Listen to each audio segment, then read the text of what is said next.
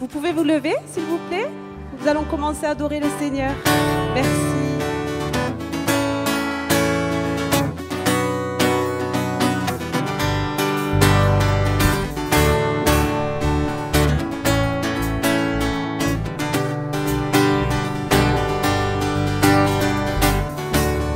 Je viens dans ta maison, je veux te rencontrer, tel que je suis m'abandonner.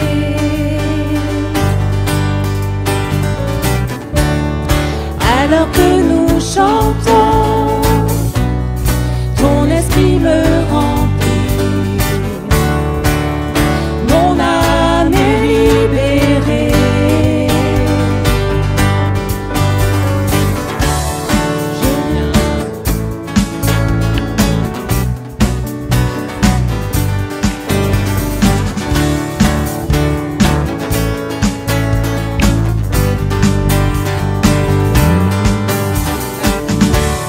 Je viens dans ta maison, je veux te rencontrer, tel que je suis m'abandonner.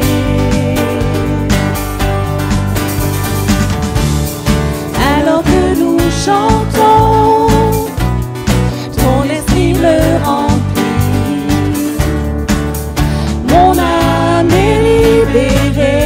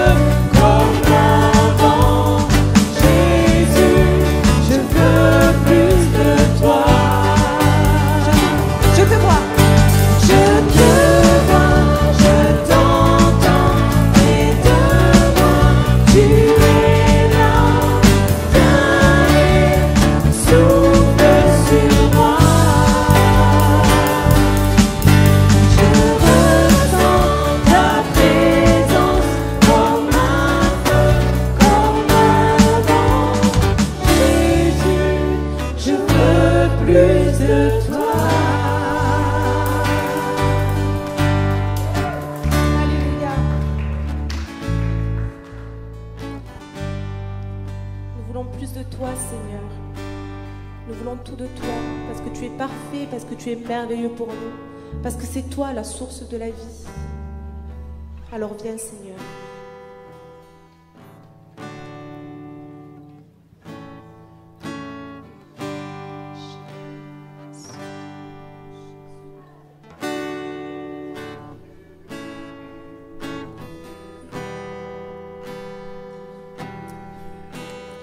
Lumière du monde,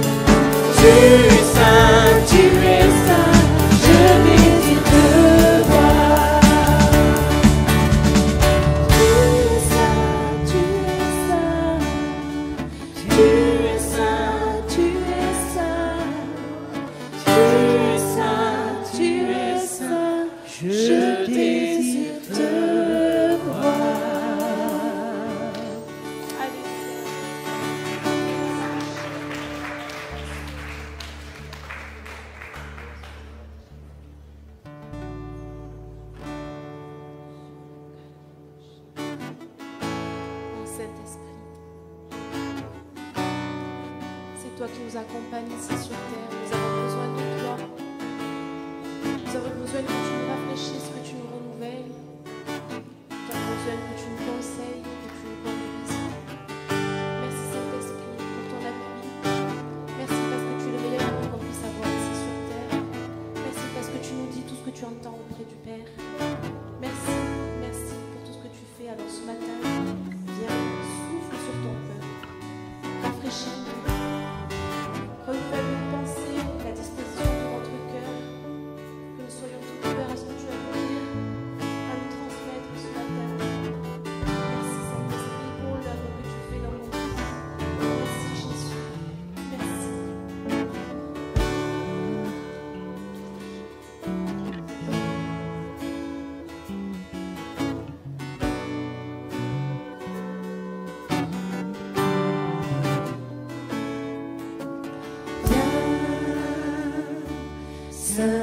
Saint-Esprit, viens par ton vent, remplir le temple que je suis.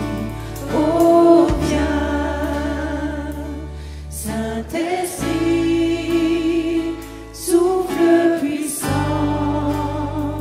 brise d'amour, courant de vie, souffle sur moi, souffle sur moi. Souffle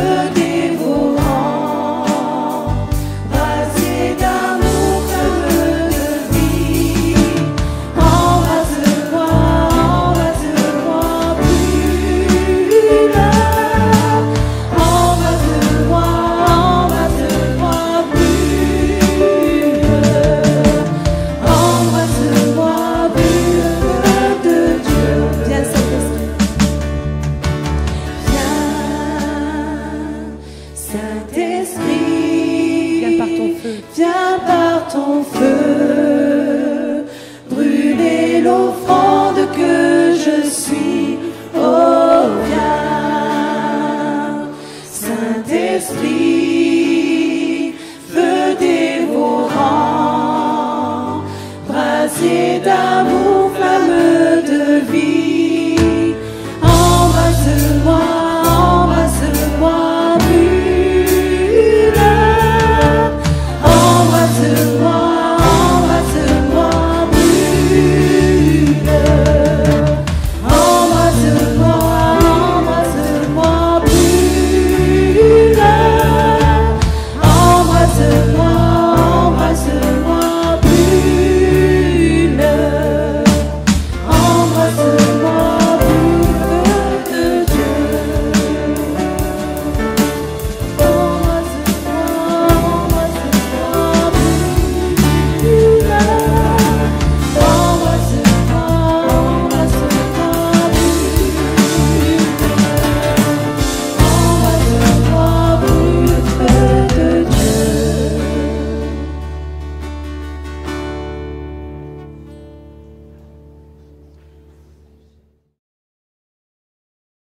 Bonjour à chacun. J'ai oublié mon drapeau belge. Parce que la semaine passée, vous avez agité le vôtre. 21 juillet en Belgique.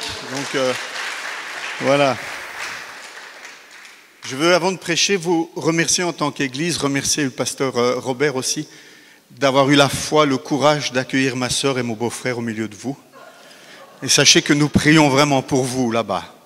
Nous savons ce que cela représente, surtout ma sœur. Donc, soyez courageux, soyez persévérants avec elle. Et n'hésitez pas à m'appeler pasteur s'il y a un souci. Hein. Je reste le grand frère qui... Amen. Amen. C'est vrai que vous êtes aussi un pasteur de foi, vous ne me connaissez pas et vous me donnez le micro. Moi, je n'oserais pas en Belgique, j'ai pas cette foi-là. On va demander au Saint-Esprit de nous conduire dans la parole. Amen. Dieu a quelque chose à nous dire. Dieu est un Dieu qui parle, un Dieu vivant. On en a encore parlé ce matin à la scène et Dieu veut nous dire des choses ce matin. Seigneur, nous voulons disposer nos cœurs ce matin à nous donner. Tu désires nous parler, tu désires nous encourager, tu désires nous conduire. Et Seigneur, ta parole ne peut être comprise que par la puissance de ton Saint-Esprit. Nous te demandons, Saint-Esprit, d'ouvrir les oreilles de nos cœurs, les yeux de nos cœurs ce matin, afin que nous comprenions ta parole. Amen. Amen. On aime dans les églises, on aime des histoires des héros de la foi. On aime entendre des prédications qui nous parlent des exploits de David, de Moïse, de Samson, je sais pas moi, de Gédéon, de Paul, de Pierre et d'autres. Mais ce matin, moi, je voudrais vous parler de deux disciples qui sont loin d'être des héros, deux disciples de Jésus qui étaient profondément attristés, profondément découragés, déçus après la crucifixion. Deux disciples qui s'éloignent de Jérusalem, qui tournent le dos à Jérusalem. Le monde s'est écroulé. Ils ont vu leur maître, leur Seigneur, mourir sur une croix. Ou en tout cas, s'ils ne l'ont pas vu, nous ne savons pas s'ils étaient à la croix, ils sont au courant de ce qui s'est passé. Nous allons parler de ces deux hommes. Vous avez compris que je vais vous parler des deux disciples d'Emmaüs. Nous allons parler de ces deux hommes. Ensuite, nous allons voir comment Jésus va s'y prendre pour encourager ces deux disciples découragés. Comment Jésus va s'y prendre pour leur redonner du courage et la foi. Ce matin, si tu es découragé, attristé, en baisse de régime au niveau de ta foi, déçu, je t'invite à écouter ce message. Il est pour toi. Si ce n'est pas ton cas, si tu es en pleine forme spirituellement, écoute quand même parce qu'un jour ça t'arrivera. Un jour ou l'autre, tu seras aussi découragé, tu connaîtras aussi ces difficultés. Mais on va d'abord lire le texte ensemble. Et le texte que nous allons lire, c'est le texte que nous trouvons dans l'évangile de Luc, au chapitre 24. Même jour, c'est-à-dire le jour de la résurrection, les deux disciples de Jésus se rendaient à un village appelé Emmaüs, éloigné de Jérusalem d'une 12aine de kilomètres. Ils discutaient ensemble de tout ce qui s'était passé. Pendant qu'ils parlaient et discutaient, Jésus lui-même s'approcha et fit route avec eux. Mais, retenez bien cette phrase, mais leurs yeux étaient empêchés de le reconnaître. Il leur dit, « De quoi parlez-vous en marchant pour avoir l'air si triste ?» L'un d'eux, un dénommé Cléopas, lui répondit, « Es-tu le seul en séjour à Jérusalem qui ne sache pas ce qui est arrivé ces jours-ci » ? « Quoi ?» leur dit-il. Ils lui répondirent, « Ce qui est arrivé à Jésus de Nazareth, qui était un prophète puissant en actes et en paroles devant Dieu et devant tout le peuple, et comment les chefs des prêtres et nos magistrats l'ont fait arrêter. Nous espérions, ce sont des mots importants, nous espérions que ce serait lui qui délivrerait Israël. Mais avec tout cela, voici déjà le 3e jour que ces événements se sont produits. Il est vrai que quelques femmes de notre groupe nous ont beaucoup étonnés. Elles se sont rendues de grand matin au tombeau et n'ont pas trouvé son corps. Elles sont venues dire que des anges leur sont apparus et ont annoncé qu'il est vivant. Quelques-uns des nôtres sont allés au tombeau et ils ont trouvé les choses comme les femmes l'avaient dit, mais lui, ils ne l'ont pas vu. Alors Jésus leur dit, « Hommes sans intelligence et dont le cœur est lent à croire tout ce qu'ont dit les prophètes, ne fallait-il pas que le Messie souffre ces choses et qu'il entre dans sa gloire ? Puis, en commençant par les écrits de Moïse et continuant par ceux de tous les prophètes, il leur expliqua dans toutes les Écritures ce qui le concernait. Lorsqu'ils furent près du village où ils allaient loin, mais ils le retinrent avec insistance en disant « Reste avec nous, car le soir approche, le jour est déjà sur son déclin. » Alors, il entra pour rester avec eux. Pendant qu'il était à table avec eux, il prit le pain et après avoir prononcé la prière de bénédiction, il le rompit et le leur donna. Alors, leurs yeux s'ouvrirent et ils le reconnurent, mais il disparut de devant eux. Ils se dirent l'un à l'autre, « Notre cœur ne brûlait-il pas en nous lorsqu'il nous parlait en chemin et nous expliquait les Écritures ?» Ils se levèrent à ce moment même et retournèrent à Jérusalem où ils trouvèrent les 11 et les autres qui étaient rassemblés et qui leur dirent « Le Seigneur est réellement ressuscité et il est apparu à Simon. » Alors les 2 disciples racontèrent ce qui leur était arrivé en chemin et comment ils l'avaient reconnu au moment où ils rompaient le pain. Magnifique histoire, magnifique texte. Regardons un petit peu ces 2 disciples. Parlons des 2 disciples. Personnellement, je pense que nous pouvons ces 2 disciples. Ces 2 disciples aimaient Jésus comme nous aimons Jésus, peut-être certainement plus que nous, peut-être même. C'était des disciples de Jésus, nous lit le texte. Donc des hommes qui avaient tout quitté pour le suivre, en tout cas qui avaient fait de lui leur maître. Mais des hommes qui connaissaient un moment de tristesse, un moment de découragement, déçus, des espoirs déçus. Ils espéraient que c'était lui qui allait les délivrer. Et puis, ils le voient mourir sur une croix. Ils sont tristes parce qu'ils l'ont vu mourir. Ils sont découragés parce qu'ils ont tout abandonné pour le suivre. Et maintenant, que faire ? Qui ne s'est jamais demandé pourquoi telle ou telle chose arrive ? Nous venons de prier pour ce petit homme. Pourquoi ? Pourquoi Dieu permet-il parfois que des choses aussi tristes, aussi malheureuses puissent arriver ? Nous connaissons tous dans notre parcours chrétien des périodes, des situations, des moments que nous traversons où nous nous sommes retrouvés comme ces disciples d'Emmaüs, Jésus dans cette situation. Des situations compliquées où nos yeux sont comme empêchés de voir Jésus dans la situation difficile que nous traversons. Nous pouvons donc facilement nous identifier à eux ce matin, sans les accuser, sans avoir un regard supérieur sur ces 2 disciples, parce que nous sommes comme eux sur certains parcours de notre vie. Ces disciples sont en train de s'éloigner de Jérusalem. Pourtant, c'est à Jérusalem que l'action se déroule. C'est à Jérusalem que Jésus ressuscite. C'est là que tout s'est passé et ces disciples sont là en train de tourner le dos de Jérusalem. Ils tournent le dos à l'action et ils sont en train de s'éloigner. Peut-être se disent-ils, retournons à nos occupations d'avant. Notre maître est mort. Je ne sais pas pourquoi ils vont à Emmaüs. La Bible ne nous le dit pas. Ce qui est clair, c'est qu'ils sont tristes et découragés et qu'ils sont en train de s'éloigner de là où Jésus va apparaître aux disciples. Dans cette histoire, c'est que, alors que ces 2 disciples s'éloigne de l'action, s'éloigne de Jérusalem, alors que ces deux disciples sont tristes, découragés. Jésus est là et il marche avec eux. C'est ce que j'aime dans cette histoire. Jésus s'intéresse à eux. Même si ce ne sont pas de grands disciples, on connaît le nom de l'un, on ne connaît même pas le nom de l'autre. Nous ne savons pas ce qu'ils vont devenir, nous ne savons pas ce qu'ils ont fait avant. Ce sont des disciples comme vous et moi. Mais Jésus s'intéresse à eux. Jésus n'est pas auprès des super apôtres. Jésus n'est pas auprès seulement de ceux qui sont en super forme spirituelle. Jésus est aussi à côté de ceux qui passent par des difficultés, aux côtés de ceux qui sont attristés, aux côtés de ceux qui sont découragés. Jésus est là, il marche avec eux, il parle avec eux, mais eux ne le reconnaissent pas. Combien de fois cela nous est-il arrivé ? Un jour, je pense que nous ouvrirons vraiment et que nous verrons le nombre de fois où Jésus a été là et où nous ne l'avons pas reconnu, où nous ne l'avons pas vu, où même nous nous sommes dit « Mais Jésus, où es-tu » Il était là. Parce que Jésus est toujours là. Parce que Jésus a promis d'être avec nous tous les jours jusqu'à la fin du monde.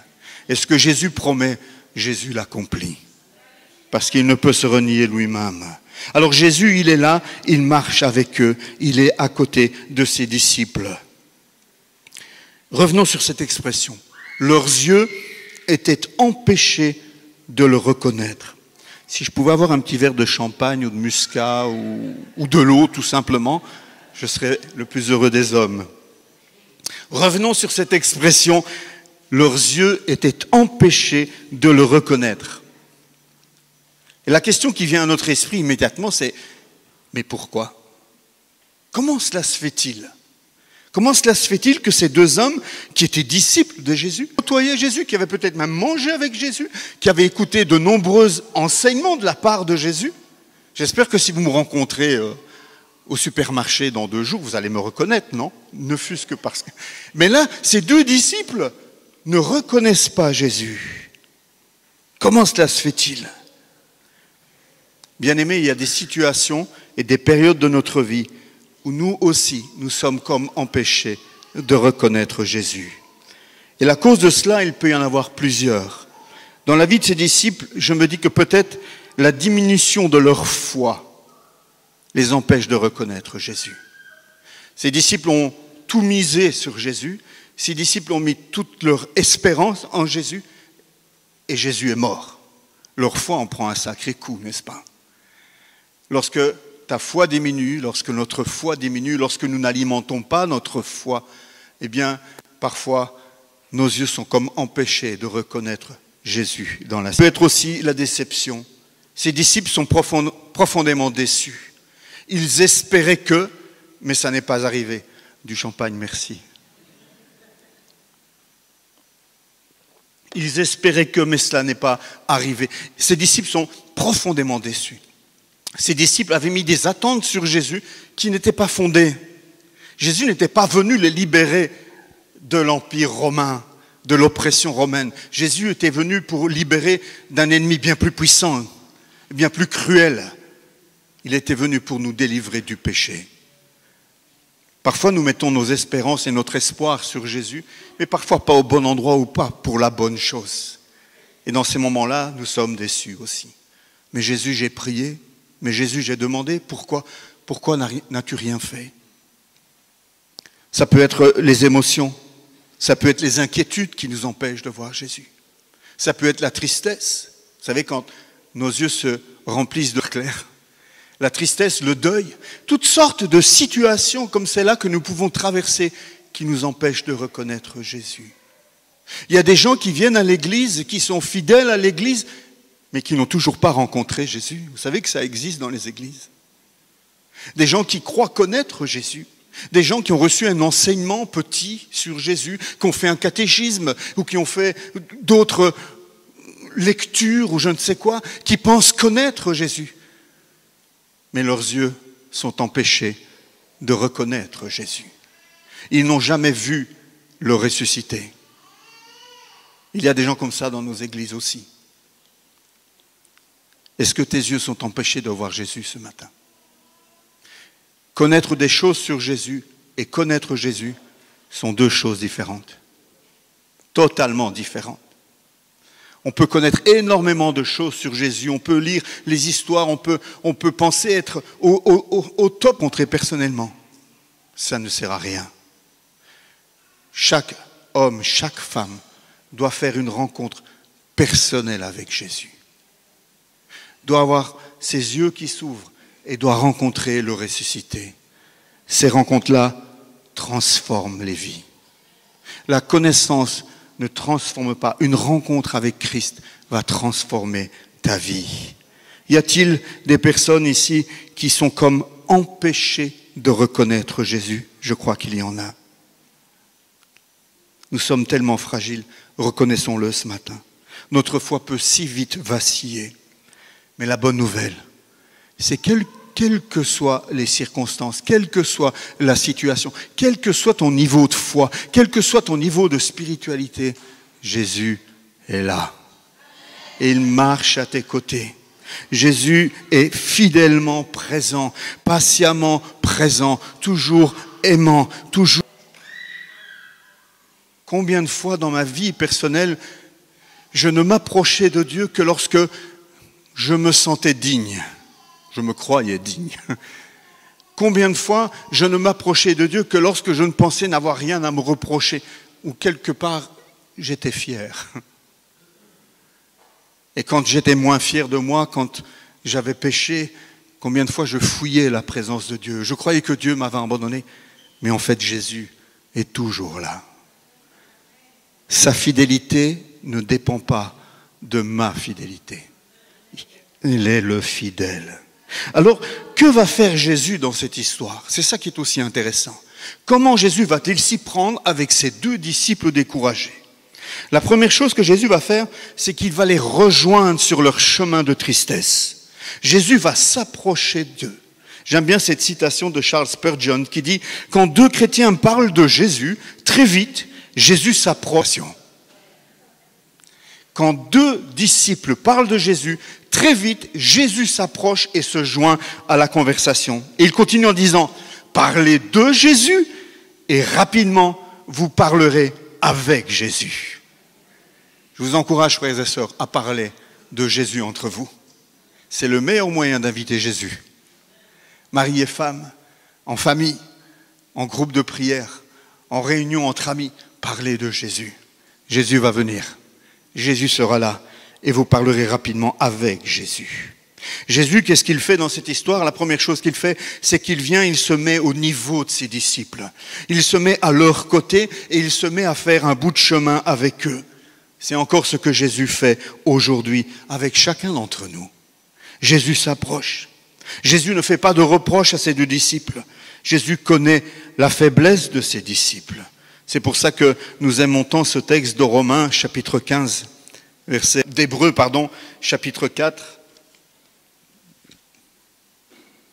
verset 14, qui dit ainsi, puisque nous avons un souverain grand prêtre qui a traversé le ciel, Jésus, le Fils de Dieu, restons fermement attachés à la foi que nous professons. En effet, nous n'avons pas un grand prêtre incapable de compatir à nos faiblesses. Au contraire, il a été tenté en tout point comme nous, mais sans commettre de péché. Approchons-nous donc avec assurance du trône de la grâce afin d'obtenir compassion et de trouver grâce pour être secourus au moment opportun. Voilà la phrase que Jésus nous rappelle lorsque nous sommes découragés. Voilà la phrase que Jésus veut souffler à ton oreille lorsque tu doutes, lorsque tu es attristé, lorsque tu n'es pas fier de toi, lorsque tu t'es écarté du droit chemin. Jésus est là. Jésus ne te fait pas de reproches, mais Jésus veut t'encourager à revenir à lui. Bien souvent, découragés, nous fouillons, mais lui, il s'approche. Un Jésus proche. Il vient. Ce que Jésus va faire, c'est qu'il va les faire parler. Il va faire parler ses disciples. Il les encourage à révéler leur cœur. Jésus sait toutes choses. D'ailleurs, cette petite phrase, quand ils disent à Jésus, mais enfin, ne sais-tu pas ce qui s'est passé à Jérusalem, mais que Jésus leur dit, quoi ? C'est presque de l'humour. Parce que s'il y en a un qui sait ce qui s'est passé sur la croix, c'est bien Jésus.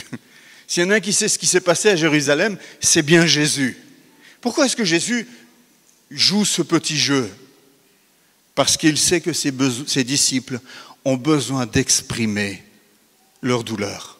Il sait et il connaît ses disciples et il sait qu'ils ont besoin de pouvoir exprimer ce qui les tracasse, ce qui pèse sur leur cœur, pouvoir exprimer leur peur.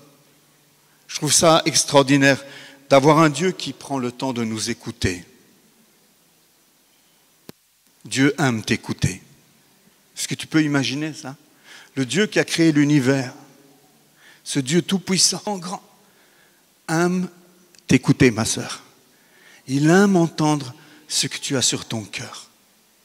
Il aime que tu puisses t'ouvrir, être vrai avec lui, ouvrir ton cœur, épancher ton cœur devant lui, lui dire les choses qui vont mal, lui dire les choses qui vont bien, lui dire les choses qui te réjouissent, mais lui dire aussi les choses qui te font peur, qui t'attristent. Dieu veut une relation personnelle avec nous. Le but du salut, c'est évidemment de nous libérer de nos fautes et de nos péchés et de nous amener à la vie éternelle. Mais le but de Dieu aussi, c'est de rétablir, de restaurer la relation entre lui et nous. Dieu veut une communion entre nous. Dieu veut une relation intime, vraie, profonde avec chacun de ses enfants. Que penserais-tu en tant que père ou en tant que mère si un de tes enfants ne voulait absolument rien communiquer avec toi, couper toute relation? Christ est notre relation. J'ai écrit un petit cahier d'exercices, je ne sais pas comment l'appeler, je n'ose pas parler d'un livre parce que ce n'est pas un livre, mais j'ai écrit un petit cahier d'exercices qui s'appelle 30 jours pour faire de Dieu ton ami. J'en ai quelques exemplaires, c'est ma sœur qui les a. Vous pourrez vous approcher d'elle à la fin du culte. C'est un petit cahier d'exercice où pendant 30 jours, je vous aide, je vous encourage à essayer de développer votre relation avec Dieu, d'approfondir votre relation personnelle avec Dieu en vous apprenant à être vrai avec lui jour après jour. Si vous en avez besoin, ils sont à votre disposition à la fin du culte. Jésus aime nous écouter. Combien de temps j'ai cru que Dieu aimait écouter uniquement les choses positives que j'avais à lui dire? Combien de fois je me suis dit, mais ça, ce sont des choses que Dieu ne veut pas entendre. Mais c'est faux. J'ai réalisé à quel point Dieu aimait que je sois vrai avec lui. Je pense que David était un homme selon le cœur parce qu'il disait tout à Dieu. Quand vous lisez les psaumes, vous voyez un homme qui s'épanche devant Dieu. Vous voyez un homme qui dit tout ce qui se passe dans son cœur, qui est vrai avec Dieu. Les choses positives comme les choses négatives. Dieu aime cela. J'aimerais que tu puisses ressortir de cette salle en te disant, Dieu a envie d'entendre ce que j'ai à lui dire. Dieu aime m'écouter. Dieu m'attend dans mon lieu secret avant que je n'y arrive. Il est déjà là. J'ai visité le lieu secret de la sœur Cécilia. Est-ce que vous avez un lieu secret?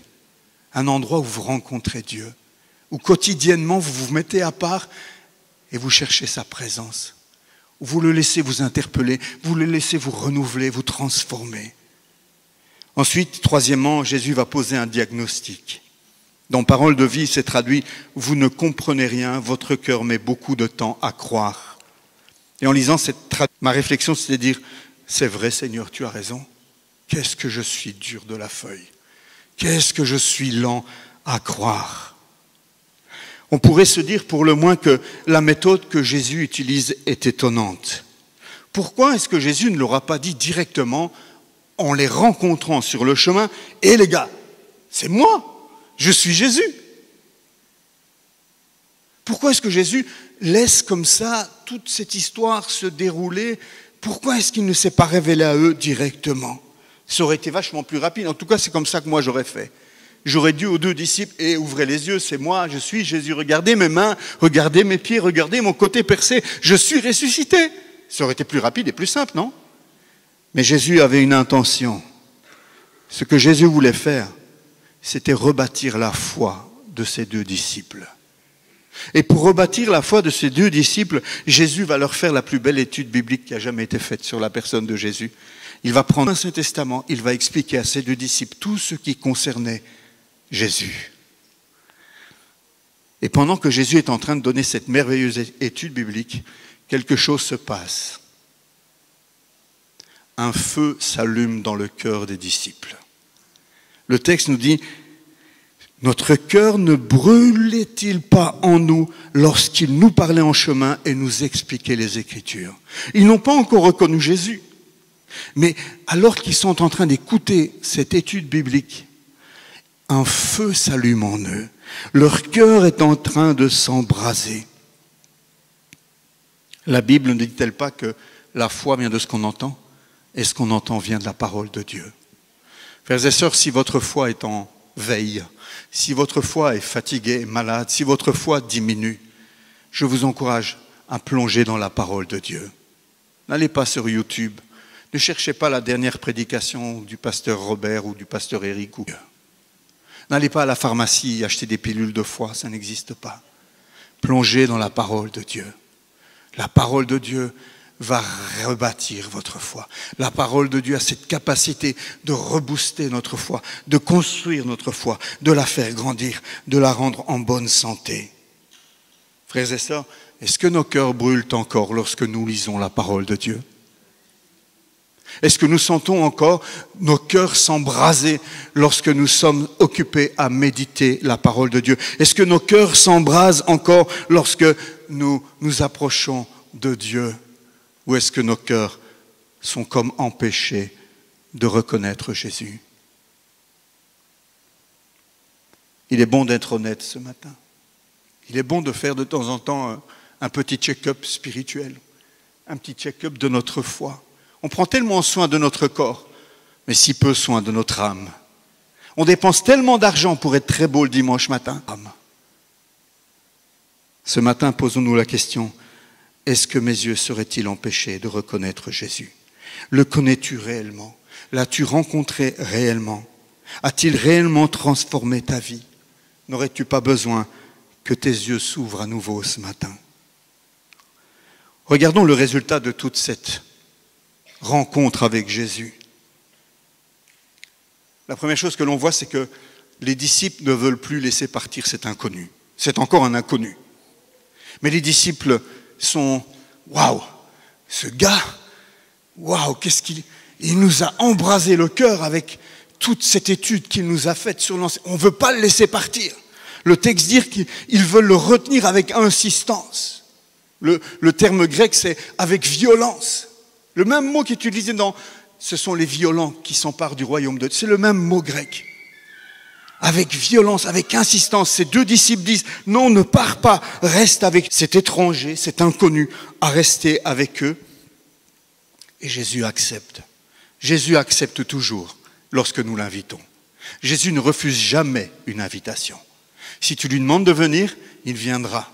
Si tu lui demandes de rester, il restera. C'est pas merveilleux ça? Invite Jésus à venir dans ta vie, dans ton couple, dans ton travail, dans ta famille, dans tes besoins, dans ta souffrance, dans ta tristesse, dans ce que tu peux traverser. Invite Jésus à venir. Il répond toujours présent aux invitations qu'on lui lance. Alors Jésus se met à table et mange avec eux. Et là encore quelque chose d'étonnant. C'est au moment où Jésus va rompre le pain que leurs yeux s'ouvrent.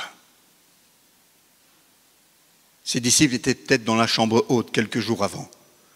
Ses disciples ont peut-être partagé ce dernier repas avec Jésus ou avec ses disciples. En tout cas, c'est au moment où Jésus va rompre le pain que leurs yeux s'ouvrent. Mais chose tout aussi étrange, c'est qu'au moment où leurs yeux s'ouvrent, Jésus disparaît. Encore quelque chose d'étonnant dans cette histoire. Je ne sais pas, moi, à la place de Jésus, j'aurais terminé le repas. Je ne sais pas, ça ne se fait pas.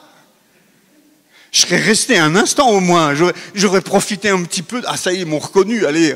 Non, au moment où leurs yeux s'ouvrent, paf, ils ne le voient plus. Ils ont vu le ressusciter une fraction de seconde. Une fraction de seconde, ils ont vu Jésus ressusciter et il disparaît de devant eux. Pourquoi? Plusieurs explications sont données, j'en relève qu'une. Nous sommes appelés à marcher non par la vue, mais par la foi. Jésus a rebâti leur foi et Jésus veut qu'ils par la foi et non par la vue. Voilà ce que Jésus fait. Un autre résultat, encore plus réjouissant je trouve, c'est que ces deux disciples, tout d'un coup, sont complètement transformés. Ces deux disciples qui sont fatigués de 12 kilomètres de périple entre Jérusalem et Emmaüs, ces deux disciples qui eux-mêmes disaient à Jésus, stop, il faut qu'on s'arrête pour passer la nuit, c'est dangereux d'aller plus loin, il faut qu'on se restaure. Ces deux disciples tout d'un coup sont animés d'un nouveau zèle, d'une foi renouvelée. Et alors que la nuit tombe, ils font tout le chemin en sens inverse pour être témoins de la résurrection. Quelque chose se produit dans la vie des disciples parce qu'ils ont vu le ressuscité, parce qu'ils ont vu Jésus vivant, comme pasteur Robert en a parlé tout à l'heure. Ils ont vu le vivant. Et lorsque l'on voit le vivant, lorsqu'on fait une rencontre personnelle avec Jésus, lorsque Jésus n'est pas simplement une connaissance intellectuelle, mais qu'il devient le sauveur, ça fait toute la différence. Ces deux disciples sont animés d'un zèle nouveau et ils n'ont plus qu'une seule intention dans la tête. Ils se moquent de la nuit, ils se moquent des brigands de la nuit, ils se moquent de la fatigue, ils se moquent de la faim. Ils n'ont plus qu'une seule intention, tourner le dos à Emmaüs et revenir à Jérusalem, là où se passe l'action, parce qu'ils ont une intention, proclamer Jésus est ressuscité. Est-ce que nous avons ce feu-là dans nos cœurs ? Est-ce que nous avons encore cette même motivation? Est-ce que nous avons rencontré le ressuscité? Est-ce que nous avons ce feu qui brûle en nous pour aller à Jérusalem, pour aller à Perpignan, pour aller là où nous habitons et proclamer Jésus est vivant? C'est un discours qui semble un peu obsolète aujourd'hui, 2000 ans après. C'est un discours qui peut nous faire passer peut-être pour des illuminés. Mais Jésus est-il vivant, oui ou non? Il est vivant. Nous devons le proclamer. Nous devons le proclamer parce que cette rencontre avec ce transformer cette société, c'est ce qui peut amener de l'espoir dans ta famille, dans ta ville, dans ta communauté. Jésus est vivant, nous voulons le proclamer. N'aurions-nous pas, nous aussi, besoin de découvrir à nouveau ou de connaître à nouveau, de rencontrer à nouveau ce Jésus ressuscité? N'aurions-nous pas besoin, frères et sœurs, que nos yeux s'ouvrent à nouveau et que nous soyons à nouveau portés par cette motivation de proclamer au monde Jésus est vivant. Jésus est la seule personne qui peut ôter tes peurs. Jésus est la seule personne qui a la capacité de te donner la paix, la vraie paix. Pas celle que le monde propose, celle que Dieu donne. Une paix profonde, intérieure, qui est inébranlable, quelles que soient les circonstances autour. Jésus est le seul qui peut donner la véritable joie. Jésus est celui qui peut amener la lumière dans les ténèbres de ta vie. Mais pour ça, il faut que tes yeux s'ouvrent. Pour ça, il faut que tu fasses une rencontre personnelle avec lui. Cette histoire se termine avec ces disciples qui ont les yeux comme empêchés de le reconnaître. Au verset 16, au verset 31, il prit le pain et après avoir prononcé la prière de bénédiction, il le rompit et leur donna. Alors leurs yeux s'ouvrirent et ils le reconnurent. Et au verset 35, alors les deux disciples racontèrent ce qui leur était arrivé en chemin et comment ils l'avaient reconnu au moment où ils rompaient le pain.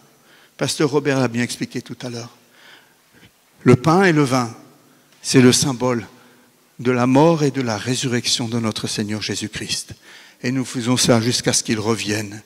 Quelque part, il y a un symbole là. Les disciples d'Emmaüs vont avoir les yeux qui s'ouvrent au moment où ils reconnaissent ce qui s'est produit à la scène. Si tu veux rencontrer Christ ce matin, si tu veux que tes yeux s'ouvrent ce matin, il te faut croire que Jésus est plus qu'une légende, plus qu'une simple histoire, plus qu'un homme bon. Il te faut comprendre et croire est le Fils de Dieu, qu'il est venu en simple homme, qu'il s'est fait homme, qu'il a revêtu notre humanité sur sa divinité et il est venu pour mourir à ta place sur cette croix. Sur cette croix, ce sont tes péchés que Jésus a portés sur lui. Et c'est à partir du moment où tu fais cette démarche de dire « je crois », que Jésus-Christ est le Seigneur et le Sauveur. Je crois qu'il est celui qui est mort à ma place sur la croix. Je crois qu'au travers de sa mort et de son sacrifice, mes péchés sont pardonnés. Que tu te repens de ta vie de révolte contre Dieu et de péché. Alors, tes yeux s'ouvrent. Tes yeux s'ouvrent. Nos yeux ont besoin de s'ouvrir ce matin. Les yeux de plusieurs doivent s'ouvrir ce matin. Et j'aimerais qu'on puisse prier un moment ensemble. J'aimerais qu'on prie ensemble, qu'on se place devant Dieu. Il y a des personnes qui sont venues ce matin découragées, attristées, déçues par des circonstances, découragées. Je vous invite à recevoir cette parole ce matin comme un cadeau de Dieu pour vous. Dieu te parle personnellement ce matin. Dieu voit dans quel état tu es arrivé ici ce matin et il avait préparé ce message pour te fortifier, t'encourager. Dieu s'approche de toi ce matin. Dieu marche à tes côtés ce matin. Quel que soit l'état de ton cœur, quel que soit l'état de délabrement spirituel peut-être dans lequel tu es. Mais Dieu, Jésus, ce matin, veut te dire, je suis là à tes côtés.